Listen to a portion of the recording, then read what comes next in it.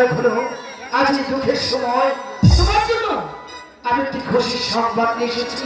কি সেই খুশির সংবাদ স্বামী? ঘরে আমি আমার 9 লক্ষ টাকার জমিদারি কাকার নিকট থেকে আমি ফিরিয়ে এসেছি। ঘরে আমি 9 লক্ষ টাকার জমিদারি আজ হতে আমি তোমার কাছে গচ্ছিত রেখে যাচ্ছি।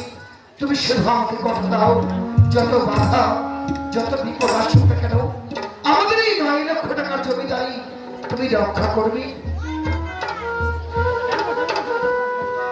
আপনি আমাকে দোয়া করবেন স্বামী, আমি যেন আপনার এই 9 লক্ষ